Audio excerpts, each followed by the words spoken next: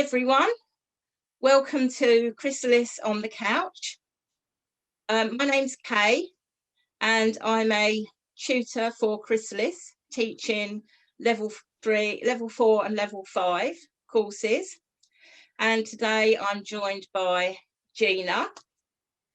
Hi, I'm Gina. I also teach for Chrysalis Year 1. And Lin. Hi, I'm Lin. I'm doing the 1-year course in hypnotherapy and counselling skills. And we're joined by Emily. Hi, I'm Emily and I qualified from Chrysalis about 4.5 years ago and run my own private practice now. Okay, so it's lovely to talk to you three today. And we're going to be talking about places that inspire. So please give us a like and subscribe to our channel. Now, there's lots of reasons why a place might inspire us. It might just be because it's beautiful and makes us just feel happy. It might be that it's somewhere that makes us feel really peaceful. Or it could be somewhere that brings out our creative side. So there's many different reasons, and a place that comes to mind for me that really inspired me was Goa. And I don't know if any of you three have been to Goa. Yeah, I've been to Goa. Yeah, lovely place. Goa. Yeah. But a crazy place. And when I got there, I hated it. It's really bizarre. It's really hard to explain to anybody.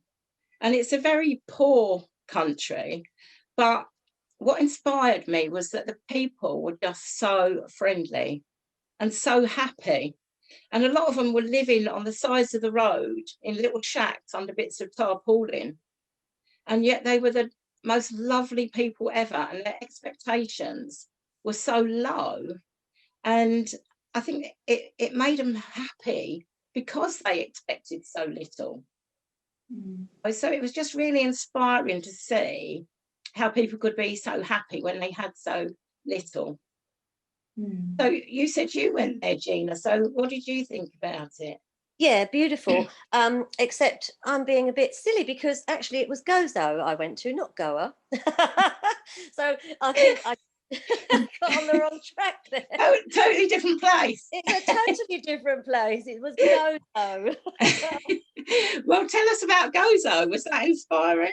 That was inspiring, actually. The only thing was you had to get a little boat across from Malta, which was quite rough that day. And it was very dark and a bit scary. But otherwise, once you got there, it was beautiful. There were lots of things going on the island. And glass making, which I really was interested in and brought several pieces back. Yeah, so sorry about the mistake. I just for one moment thought you said Gozo.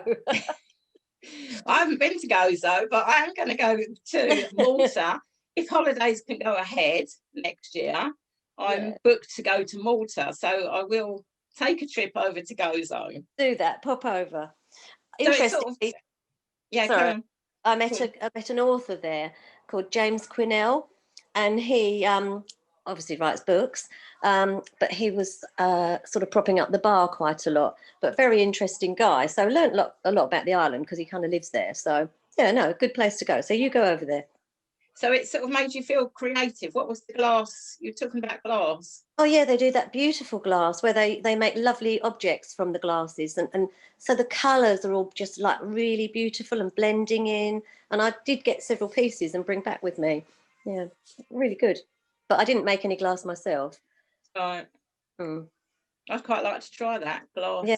You know, I've made glass jewellery and some glass ornaments, but I'd quite like to go that glass blowing, you know, that they do.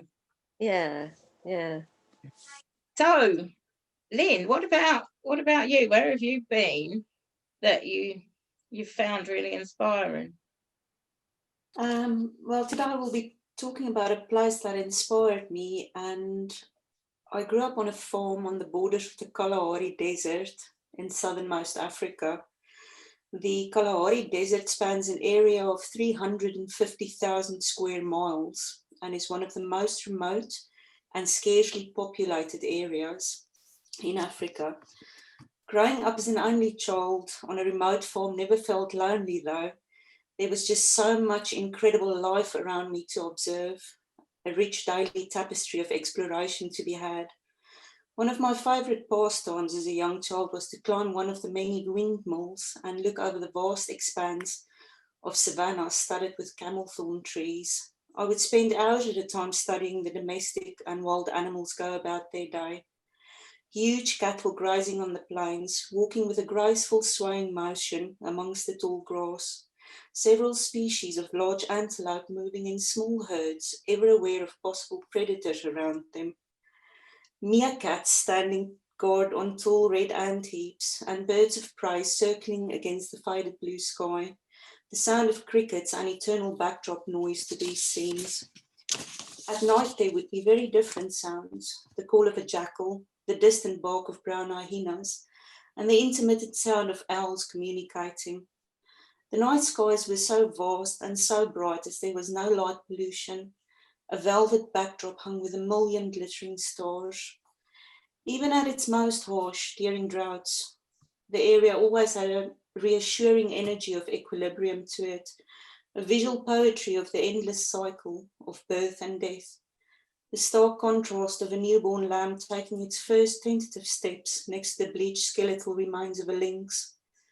There were life-giving rainstorms that followed those periods of drought, soaking the parched red earth and resulting in carpets of orange daisies that seemingly sprung up overnight, their bright, happy faces greeting the sun where yesterday there were only dust and bones. Big thunderstorms that shook the farmhouse with every thunderclap. The old farmhouse had a corrugated tin roof, and I used to love listening to the raindrops falling on it. It felt like being in an enormous steel drum. Growing up in that area gave me an insight and perspective on the ebb and flow of life, death and the seasons, from the fragile beauty of a newborn animal to the sheer majesty of an African rainstorm. This is a place I will always carry with me as a point of inner reference. Oh, sounds beautiful. Well, lovely. What a place to grow up with all those lovely things and bad things too, but yeah. It sounds like, that place inspired you for many different reasons. And it does sound beautiful. And I suppose the main thing was that it made you appreciate, how amazing it was there. I think for me, I think for some people it's a very harsh area. It is a semi-desert area, and there are very many prolonged droughts. And I think basically from when I can remember, some of my first memory is seeing dead animals, killed by droughts, but then also seeing all that lovely new life springing up and how life-giving water was, to that parched area. So yeah, I was very lucky growing up in that area. For instance, I only saw television at the age of 7 years old because there was no electricity out on the remote farm where we lived up until then. The power lines weren't laid out up to where we were. So it was paraffin lamps and wood stoves, and I think that gave me a different perspective as well to my friends later on, classmates who all grew up in a much more technology-driven age, even back then, in the 70s and the 80s. So, yeah.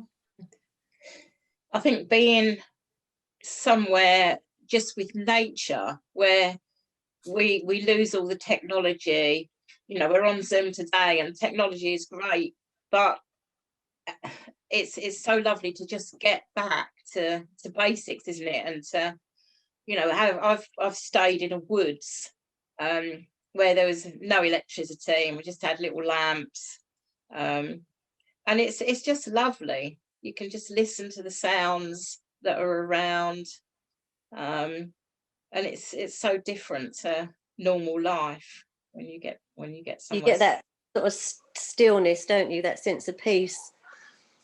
Yeah, and I think you just notice so much more, don't you, when you haven't got a telly to put on. You're not going through your mobile phone every 5 minutes, and There's nothing else to do apart from be in the moment. You're much more mindful, and you're just listening to the sounds and really noticing the sky and the woods. You know, we're really noticing all the shapes in the woods and the trees and everything, and it's just beautiful.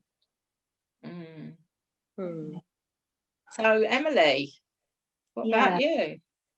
I think for me, it's not one place in particular for me. It's just, well, it's a couple of things. I think it's anywhere where you're by the sea or you're by a mountain or a mountain range. I think that just has a way of really grounding you, calming you, also giving you some perspective as well, and just reminding you that you're part of something that's so much bigger than your sort of like immediate day-to-day world. And then also the change of the seasons as well. So wherever you are, just seeing things go from, you know, like summer into autumn, or just seeing spring start to happen. I think that's really inspiring as well, because it reminds you of, again, that you're just part of something much bigger than you, and that nature is a really powerful force. And for me, yeah, that's what's most inspiring for me, I think. I like being by the sea too. Yeah. It just changes everything. I think I was born on the Isle of Wight, and that was near water, obviously, being an island. And I think that stays with you wherever you go and live. I always want to be near the water, whether it is the sea or lakes or something like that. And that I find really inspiring too.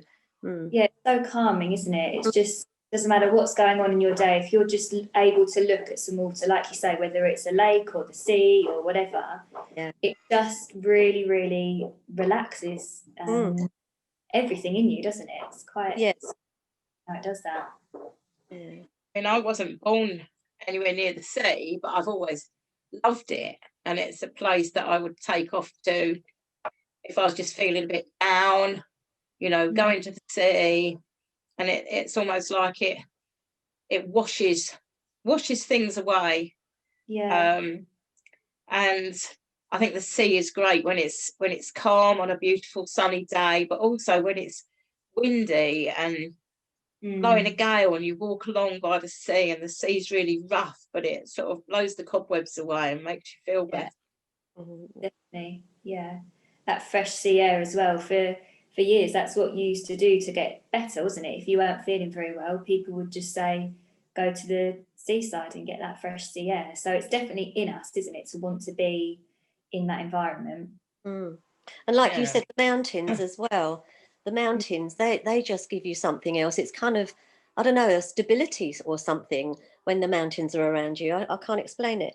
I used to have a place in Spain, and there was some, it was in the mountains, and there were some really, really hidden away places that the tourists and people didn't know about.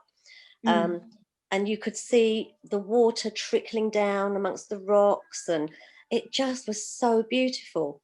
Unfortunately, some of the people that went there, that the locals, did spoil it a little bit with mess and stuff, you know, with papers and bits and pieces, which was a shame. But it was there were 2 or 3 places, and one I just found by accident, and it was in some chalk hills, and it was like a Roman baths, an ancient Roman bath, and the beautiful stream that was running along into this area that the Romans had built where they used to go and bathe was just that electric sort of blue, and really smelt highly of chemicals. But there was all the mud where people had dug out and then put it onto their bodies and then bathed in the water. And I spent as many times as I could there, because it was just so tranquil, so peaceful and beautiful. And when I do some painting and artwork and stuff like that, when I do that kind of thing, that inspired me from those trips to that place. That sounds amazing. Yeah. I couldn't even tell you where it was. I know how to get there, but I couldn't tell you where. I think being up high, you know, whether it's a mountain or a big hill, you know, even climbing up a big hill where you're higher than other people and you look down, like Emily says, it makes you feel like you're smaller, that there's so much beyond you. But it also, there's a feeling of safety. being up there, and I can see what's going on. And I suppose it's like people used to build things on top of hills, didn't they? So they could see when the enemy were coming. And in feng shui, they have the mountains in the background to give you that sense of balance and peacefulness and protection, because they're kind of coming up behind you. Feng shui is kind of something that I don't follow now, but used to. So yeah, the mountains were important there. Yeah. Definitely good being up high. I think in Africa, mountains, like a lot of places in the world, is very traditional places of worship, tribal worship. And we had these little bands of traveling bushmen that came through the farm every year, separate bands of them.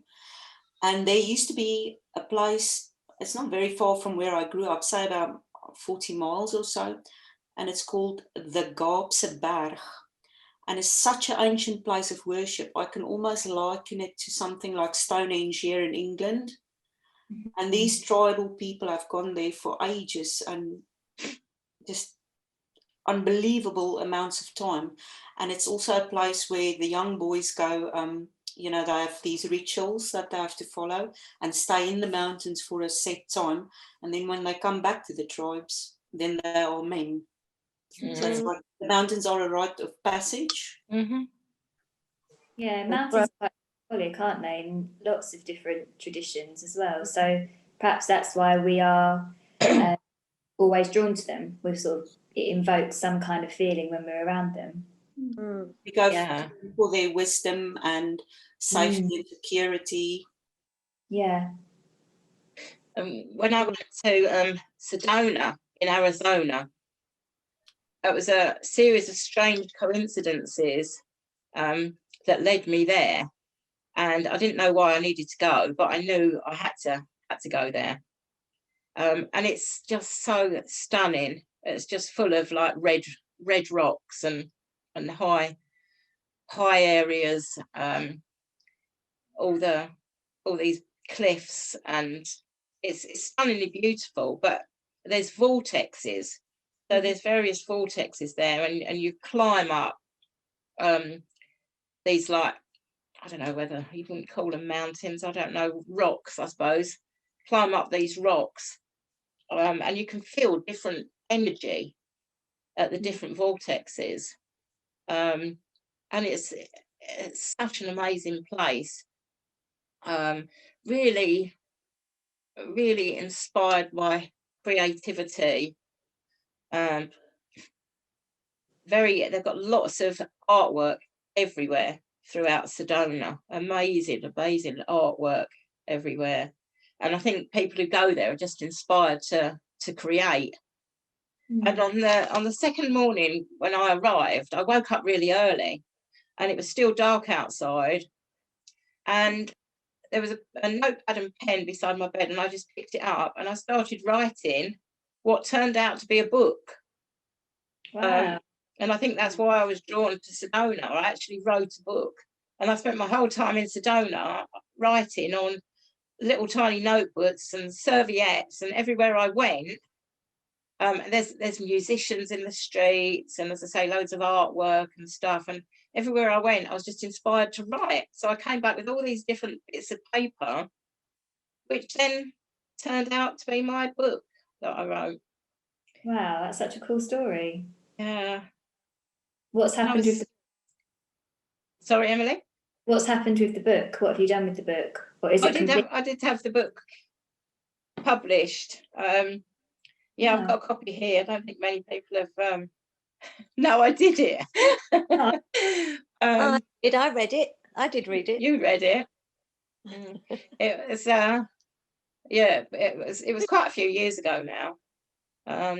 But I was inspired to go there from being in Glastonbury, which is another place that inspires me. Not Glastonbury the concert, but Glastonbury the town, which is a very spiritual place. Glastonbury, it's on my bucket list of where I want to go. Oh, do so. Yeah, you need to go, and you need to climb up the Tor. Another high place that is amazing. I don't know whether I could get up there now. It gets harder every time I go. But yeah, while I was in Glastonbury, there was this series of coincidences, and I just kept seeing things about Sedona, and I didn't even know where Sedona was at that time.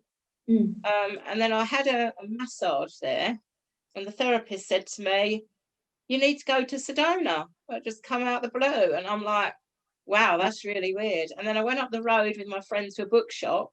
Went in the bookshop, she's browsing at something. I picked out a book. I don't even know, the book was about angels. And I just turned a page like you do, and it was called New Moon over Sedona. Oh, no way. And I thought, okay, I need to go to Sedona. And obviously I needed to go to Sedona to write a book, only I didn't know that at the time. Yeah. So very weird. So where else then? Go, Emily.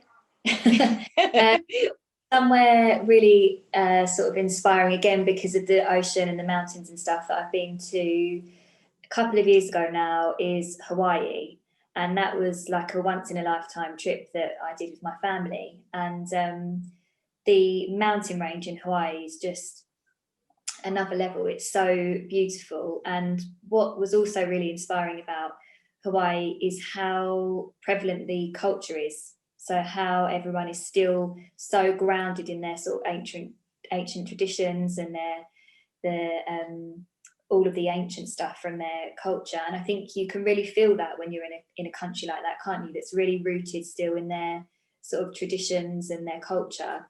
It's just really nice atmosphere to be around, isn't it? That kind of that culture, that tradition. Do you find yourself getting sort of drawn into it when you're there? Did you Definitely. find? We were walking along somewhere, and there was some people doing the traditional dancing, and you know, you see that everywhere, don't you? The dancing from Hawaii, but to actually see people that do that because it's part of their culture and it's where they're from and they're trained in it, and it's just amazing to watch and think, you know, the background of where that all comes from is really interesting. It's a shame we've lost so much of that, haven't we? You know, with the old tribes, and some places put on a show. When I was in Mexico, they put on a show of traditional dancing and stuff like that, which was great, but it was more put on as an act rather than, you know, real. And I think going back, and there was a program on years ago about people who went out and lived with tribes for a couple of weeks. And they learned so much from that experience. Again, just getting back to nature and the way they lived, you know, just hunting and dancing and all sharing and cooking together. And I think it's such a nice way to be, you know. I remember as a child sat around the fire with some of the local Tswana tribes people and listening to the elders. Yeah. Just sat there in the dirt around a little fire, and just that enormous wisdom. And these were such humble people, and such welcoming people. I actually have something that I can show you from that one.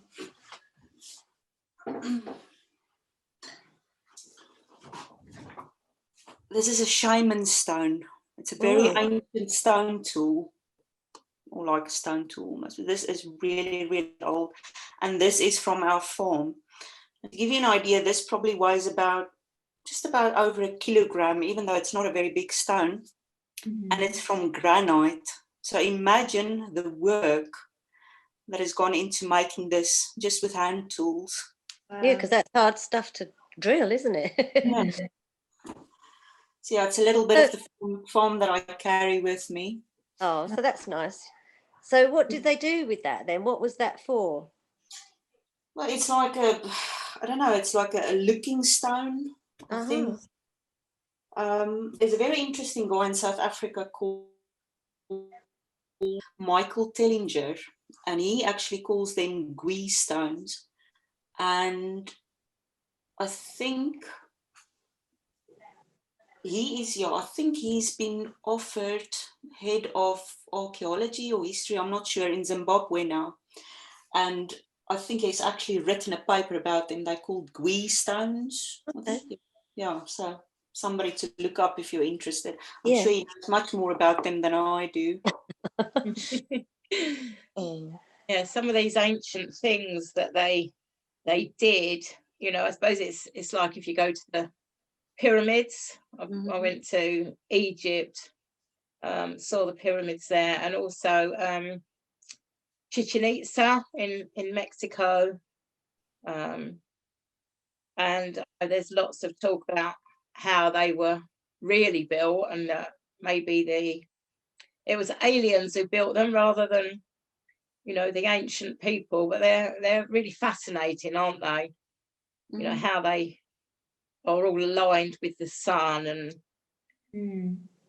really, yeah, because they were built so long ago. I don't know how they did it. It's like Stonehenge, isn't it? It's like other places.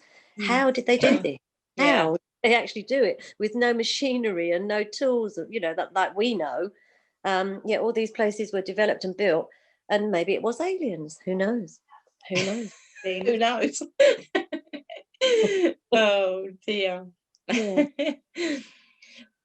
Well, you know, I think we could talk for ages, because there's so many inspiring places out there, isn't there? And even your own garden can be inspiring sometimes. You know, I love sitting in my garden, and you can make it beautiful and how you want it.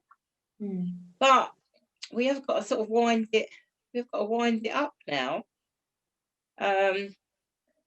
So, you know, we've only got a few minutes, so if there's somewhere amazing that you haven't mentioned, now's the time. So anywhere that you haven't said that is like, oh yeah, this is one place that is just like so cool. A few minutes up the road from me, there is a place called, it's either called St. Sed's by some people, or St. Peter Merum, St. Peter on the Wall. And it's the oldest, as far as I know, church in England, and it's built on the foundations of a Roman fort that has been there for 2,200 years. And then this St. Sed came down from Lindisfarne when they were persecuted by the Vikings, and he came down and he built his church here. And it's just like living history and archaeology everywhere. I mean, there's potsherds, Roman potsherds in the field. There's the remains of Saxon fish traps in the bay. And it's also on the longest stretch of uninhabited coastline in Britain, funnily enough, that I never knew about. And it's just this wide open skies. I think it's the only place that I've been in England that remotely reminds me of home.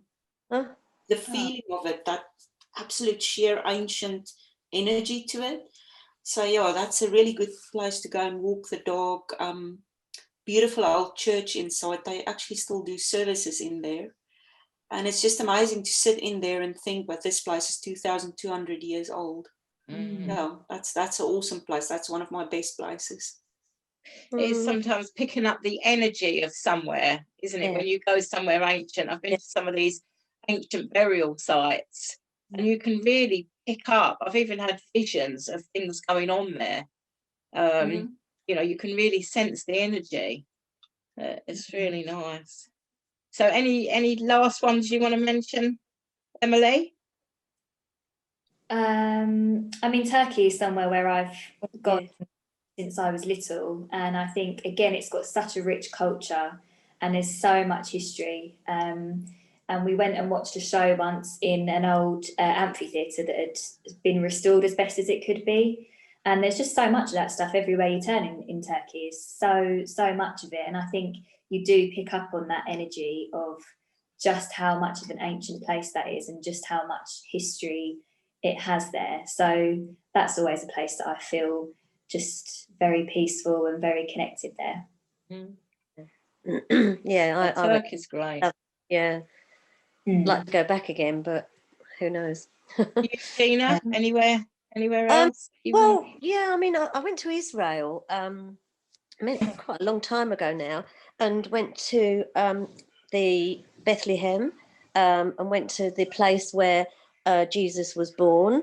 And it was below ground in under a church, basically. You had to go down all these steps, and it was just a little area, but it was very staged, I felt. I mean, you know, I felt more about other places in Israel than I did there, because it just felt a bit staged. But the Dead Sea was beautiful. And that, well, now I went back 10 years later and it wasn't as nice. It started to be ruined by man, of course, but when I first went there, it was really, really beautiful and vast. And you could just walk into it. It was walking in pea soup. It was just so, it felt lovely against your skin, and you just literally float. It's so lovely there. But as I say, 10 years later when I went back, it wasn't, because they do a lot of mining for the salt, and then they've built hotels and all kinds of things, and the beauty products that they mine for. So it is getting ruined, unfortunately. I hate to think what it'd be like now, but sort of 20 years ago, beautiful, really beautiful. I think there's loads of places, but we've got to remember as well that there's lots of lovely places in England. And for me, some of the beaches in Cornwall, just sitting on, one of those huge beaches, with the sun warm on your face, that's just bliss as well. Yeah. And going up all those steps to King Arthur's haunts. The Tydal Castle, yeah, In Tydal, that's it, yeah. And Merlin's Cave below. Yeah. No, not lovely place, but a lot of hard work if you've got bad knees or feet. Yeah. Okay, so we better wrap it up then, guys. So it's been really nice talking to you. And if you liked our little video, please give us a like and subscribe to our channel. The next one is going to be called When I Grow Up. So watch out for that one. But for now, from us, it's cheerio. So have a nice day, and bye for now. Bye.